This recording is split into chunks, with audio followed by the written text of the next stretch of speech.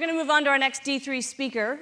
Many of you will be familiar with Aaron Zifkin because he has been a supplier to the social sector in the past, but he's now moved on to new roles, a couple of roles in the sharing economy, including a senior role at Airbnb.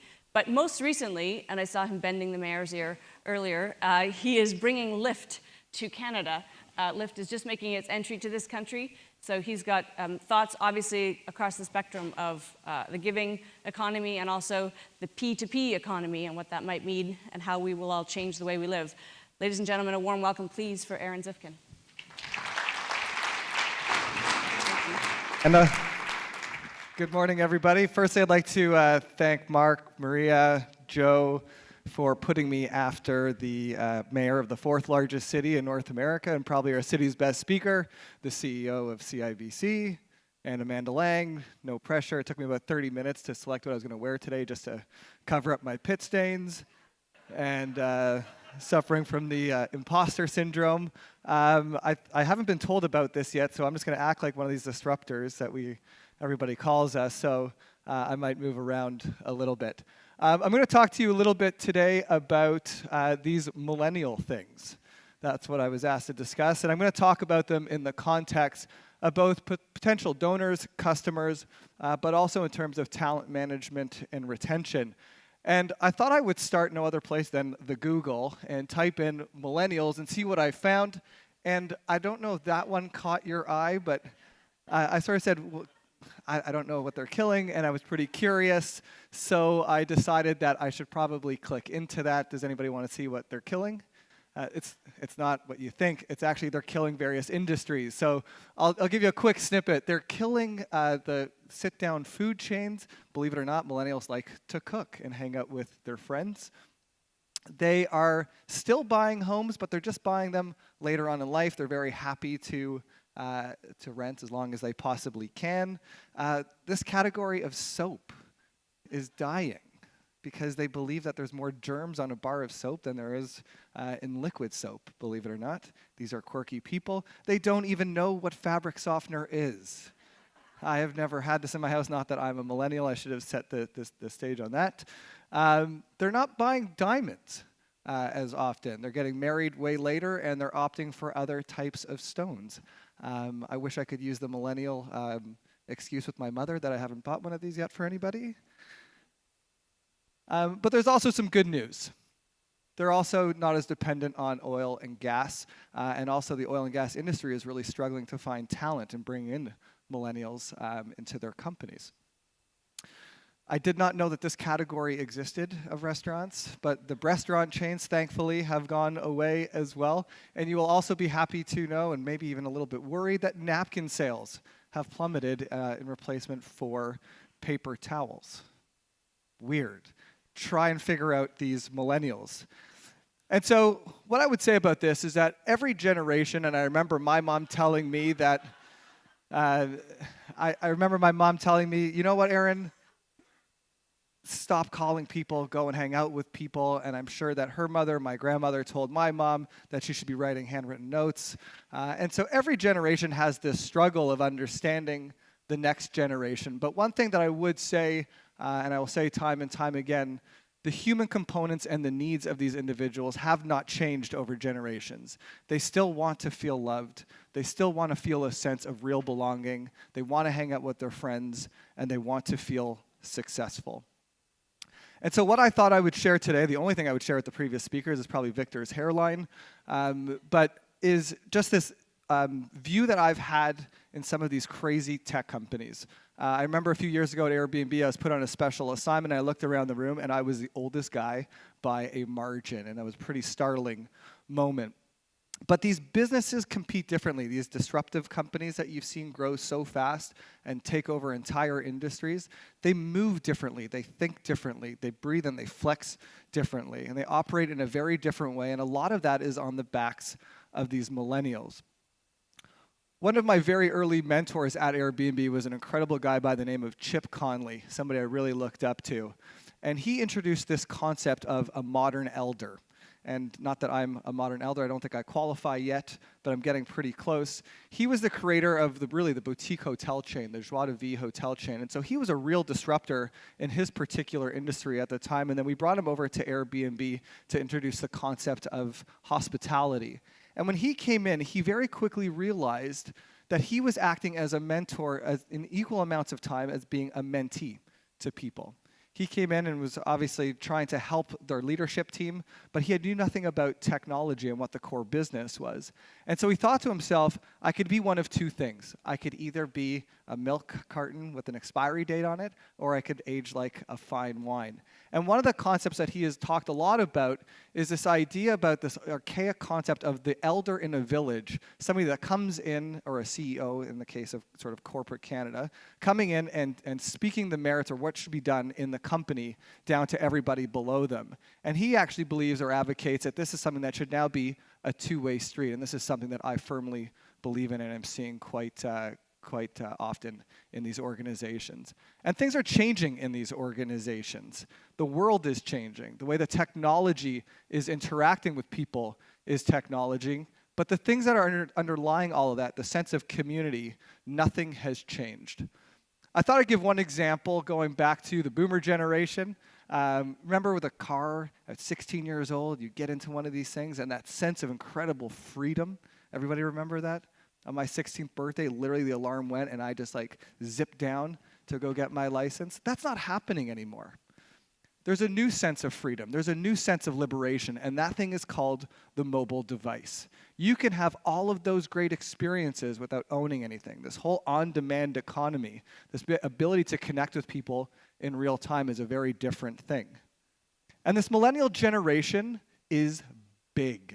It is huge, it's here, it's not coming, it is here today.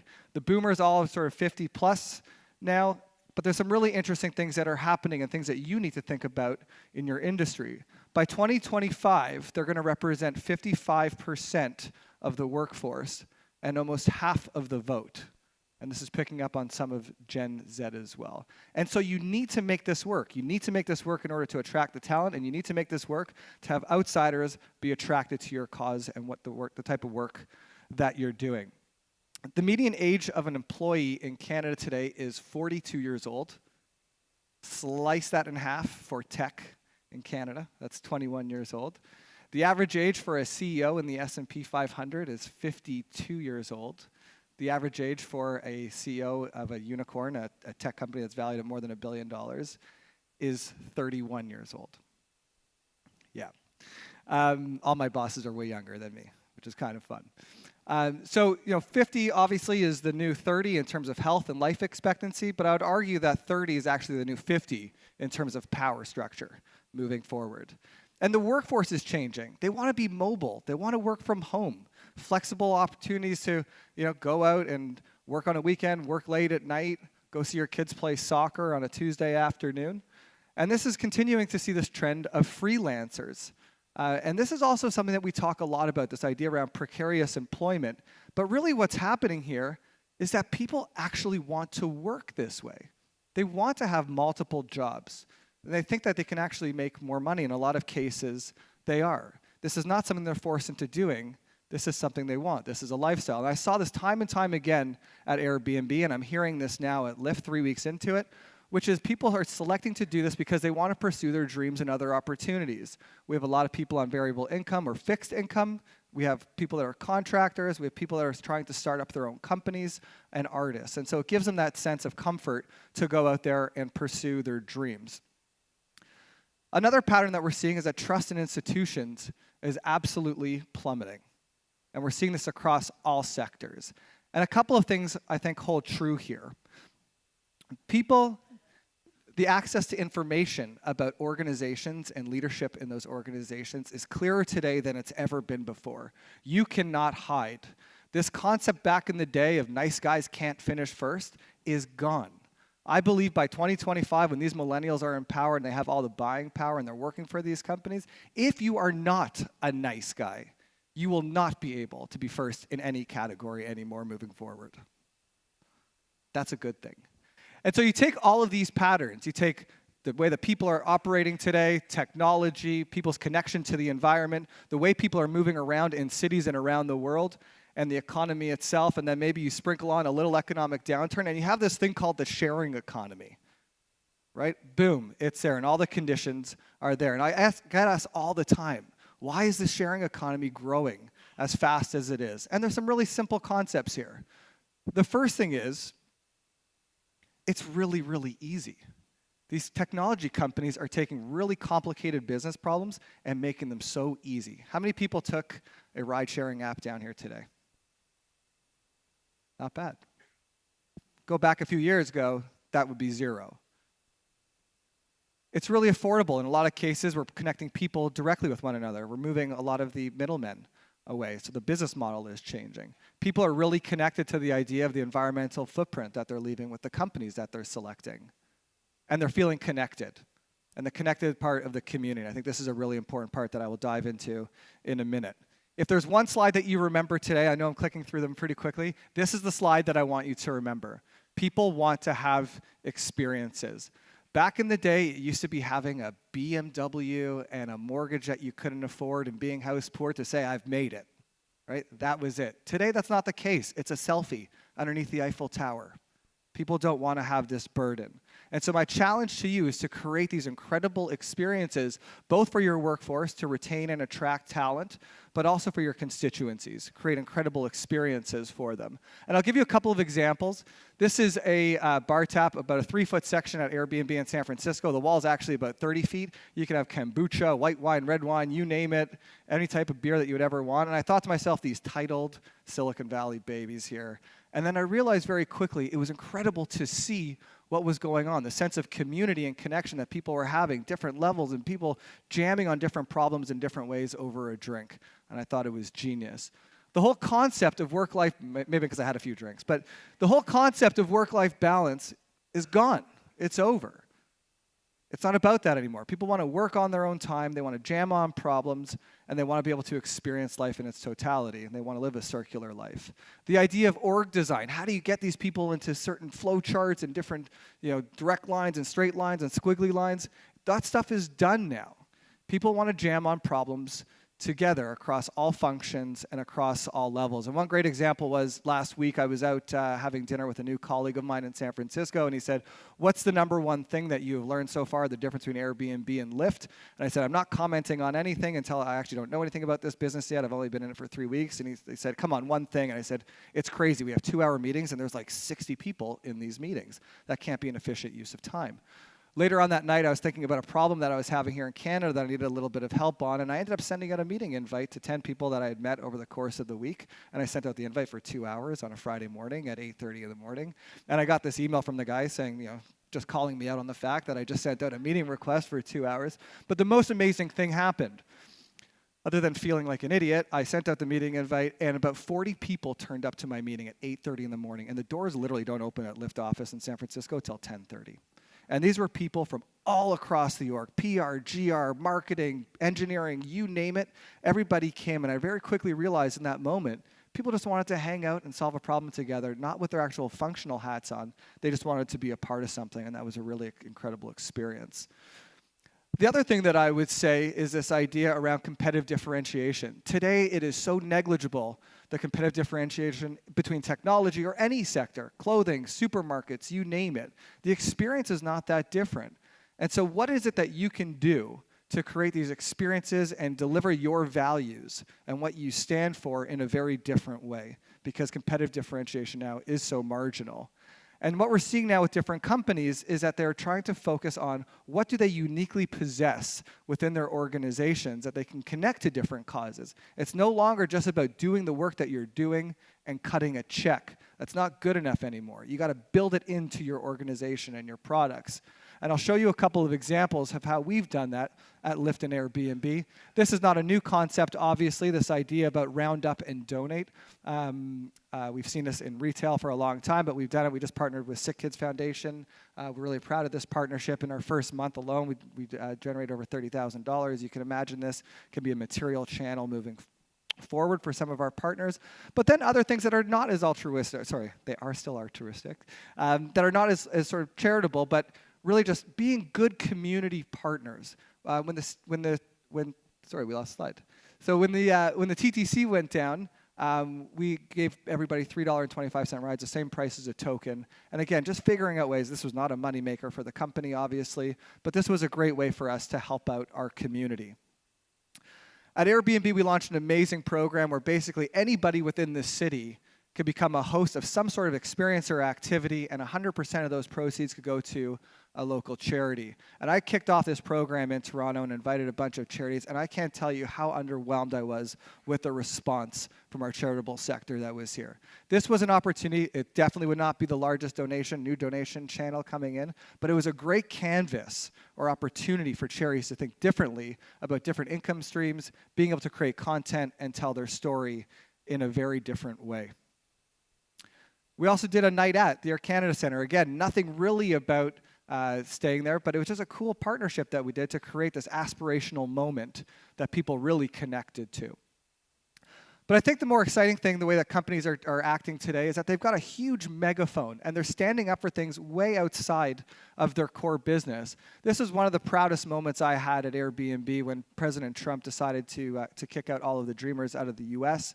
And we basically stood up, and Airbnb said, you know what, it doesn't matter what happens. We're standing up because we believe in this, and we're going to continue employing everybody in our company. We also had the opportunity to help with people that have been displaced by a natural disaster. We can actually draw a circle around an affected area and open up supply for everybody within that affected region. And that was a huge, huge program for us, and obviously helping Syrian refugees who've also been landed in Canada. So some other really cool things. People love technology. These millennial things love technology. And so how do you think about technology? There's some wonderful, wonderful things that are happening. The incredible ability to communicate with so many people so efficiently and tell your stories. But there's also some really bad things that are happening, and I think we're at a really interesting point around technology. I'm just going to show you a quick clip just to paint one picture that you guys may have seen this scene before. Look around you. Everybody's just walking around.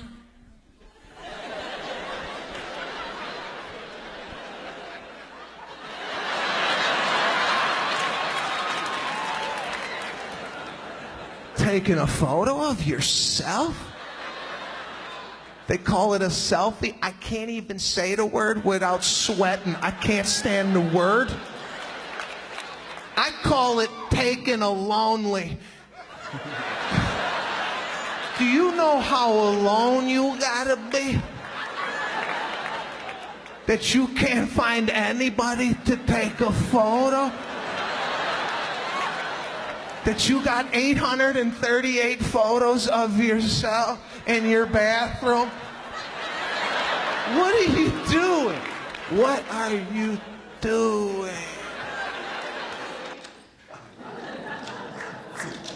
So they're not actually alone. They've got about 10,000 people liking everything that they're doing. They're far from alone. They're still feeling that connection. They're getting that endorphin hit every single time somebody hits that like button.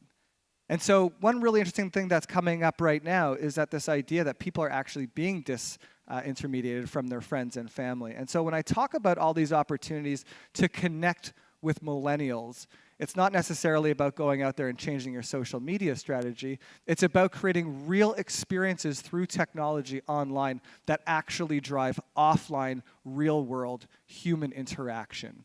And if you can figure that out, you are going to be rewarded. This is a really interesting point around the strongest brands. And when you look at the strongest brands, and this is, by way of word-of-mouth referrals, Airbnb is at the top of this. And when you look at some of these brands that are in the top 10 here, they're all creating incredible experiences through technology that translate into offline amazing experiences. The data speaks for itself. The last thing I'm going to say is I just started at Lyft a few weeks ago. I decided to drive. It has been an incredible experience. I've met a lot of wonderful people, heard some great stories. But one story that really resonated with me, this is just a few days ago on February 9th. I was telling people when they got in the car that I was donating the proceeds of my driving to a local charity, to Baycrest for Alzheimer's research. A few of my grandparents, unfortunately, were affected by it. And so we started talking, and this guy was a young professional, not a lot of money. His route ended up being about $8. We spent about 11 minutes together, and he ended up tipping me over 100% because he wanted to make sure that he was doing his part to help with that charity. And I thought, wow, what a great sense of community that this thing has the opportunity to provide. And so my challenge for you is to think about these type of experiences, but more specifically, make sure you get out of the office. Get out of the office, connect with millennials in a different way, understand what's happening on the front lines, and ask a lot of questions. Be that modern elder in your organization. Really understand it. Stop thinking about the opportunity. How do we change these millennials? It's not them that need to change. It's us that needs to change. Thanks very much for your time.